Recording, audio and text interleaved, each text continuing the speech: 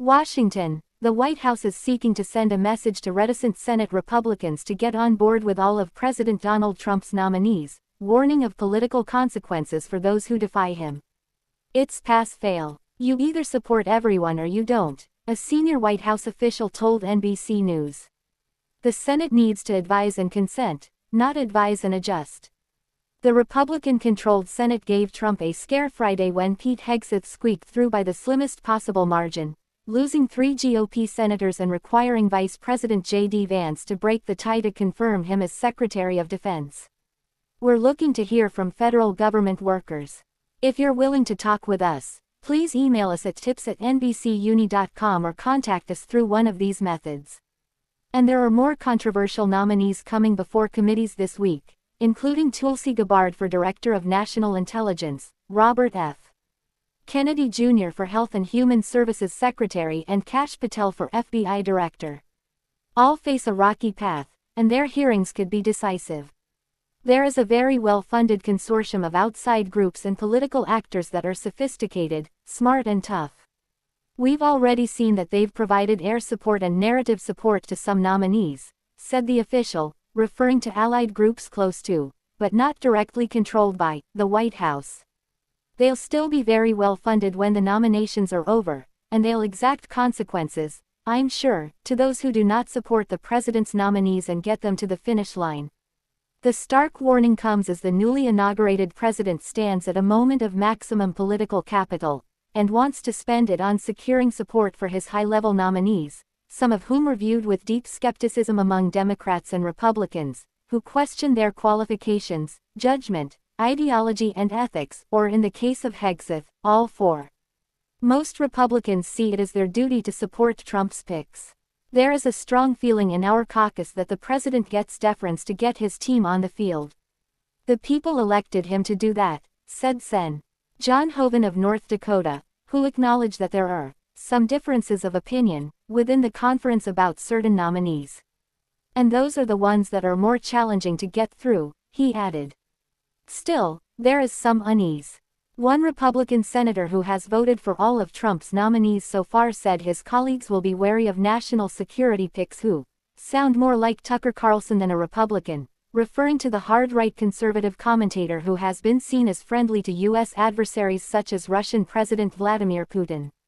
We'll only give so much, said the senator, who spoke on condition of anonymity to describe the internal Senate thinking. Because this is the future of the country.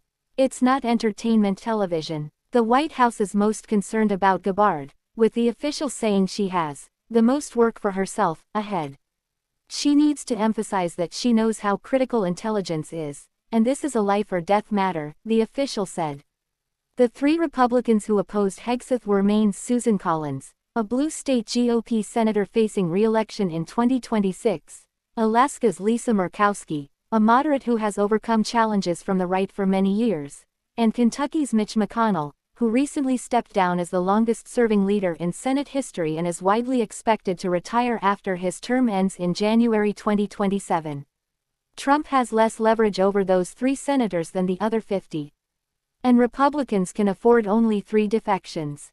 Another senator, North Carolina's Thom Tillis, was on the fence about Hegseth until the very end, and the White House feared he might tank the nominee. Tillis also faces re-election in 2026, but needs to get through a GOP primary first. Were we frustrated? Yes. Concerned about the remote chance it could go down? Sure, the senior White House official said of Tillis' hesitations. The Trump pressure campaign came after Republicans quietly tanked the nomination of former Rep. Matt Gaetz, R. Florida, to be Attorney General. Hegseth, who faces allegations of sexual assault, which he has denied, and has said women shouldn't serve in the military, initially faced some skepticism, including from Sen. Joni Ernst, R. Iowa, a combat veteran and survivor of sexual assault. Ernst, who faces re-election next year and came under immense pressure to get on board, eventually voted for Hegseth.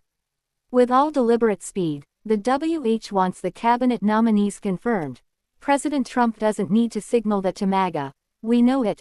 Anyone standing in the way will get the same treatment Joni Ernst and Thom Tillis received, Steve Bannon, Trump's former chief White House strategist and an influential right-wing media figure, said in a text message. Bannon also warned that McConnell will be singled out for special treatment this coming week. During his hearing, Republicans allowed just one round of questioning of Hegseth, which flabbergasted some Democrats who were already angry that the nominee had refused to meet with them. One GOP lawmaker said Democrats were ineffective against him and missed an opportunity. I think the Democrats never made the argument that confirming Pete Hegseth resets the standards for the military, the lawmaker said. Democrats reject the idea that they haven't been effective at questioning Trump's nominees. Still, they are gearing up for a robust line of questioning moving forward, particularly of Gabbard. She has qualification issues. Her resume is thin for this job. There will be questions about her qualifications, and her policy stances that don't align with the mainstream for the intelligence community, a Senate Democratic aide said. Sen. Chris Coons, D-Del, said Democrats are coordinating strategy. We should get 2 rounds for every major nominee, he said Friday in an interview. For us to have someone like Pete Hegseth up to be Secretary of Defense, where he has refused to meet with many of the Democrats in the committee, where they really haven't had a chance to fully consider his record, I think is unfortunate. After the Hegseth vote, some Democrats were livid. Unfortunately, my Republican colleagues are really pretty spineless, Sen. Richard Blumenthal, D-Con, said. This vote may well haunt them.